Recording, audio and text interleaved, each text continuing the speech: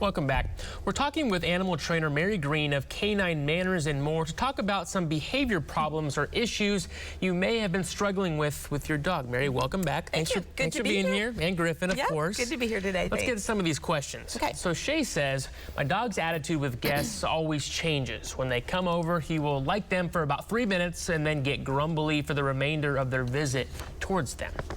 I think that's interesting, isn't it? So, he probably is like, yeah, I like you, but you can leave now. You know, you're not the delivery person. You're not the DoorDash guy. You're not the UPS guy or FedEx. So you've been here long enough, you can leave. So I would probably reserve something really special when guests do come over. If you've got a confinement situation where you can put the dog in a crate kennel or even behind a baby gate in a room, put him there with a food puzzle or a food delivery toy, something that he only gets when guests come over. So he's like, hey, can we have company again? I'd like to have a stuffed Kong toy, something like that to kind of change his attitude. I think even humans act like that sometimes. Yes, come over. Right, you've overstayed your welcome or something like that. Yeah. Exactly. All right, Kate says, my dog hates music. Every time my phone rings or music goes on the TV, he screams and hollers and howls. I wonder if he does that in the car. And see if he does that in the car. There's a little suspicion that I have that it could be related to maybe a bit of an ear infection or something like that that's been going on for a while, where it reverberates, or maybe you like bass and you listen to the bass really high, or maybe a higher pitched sound. I don't know. Dogs really respond to classical music. They love those low tones in calm classical music. So you might be able to start with something like that and kind of desensitize him to music in general.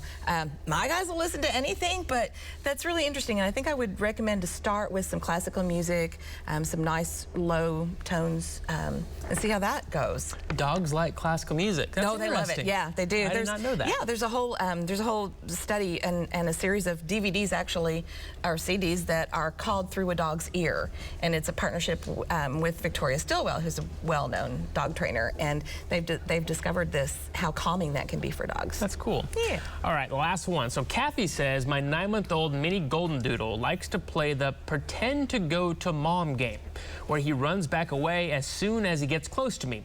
What can I do?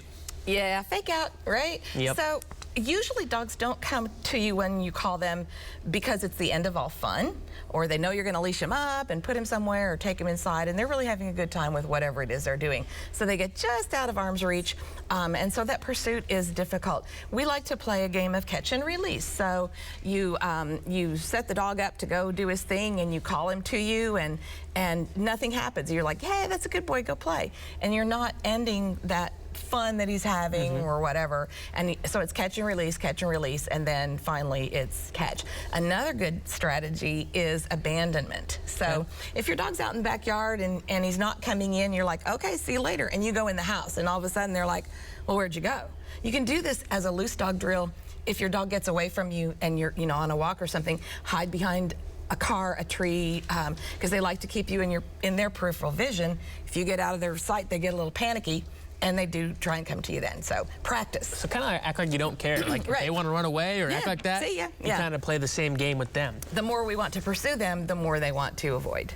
Okay. Yeah. Well, thank you, Mary. We appreciate it. Now, if you have any question for Mary about training your dog, just send us an email at noonshow@griffin.news.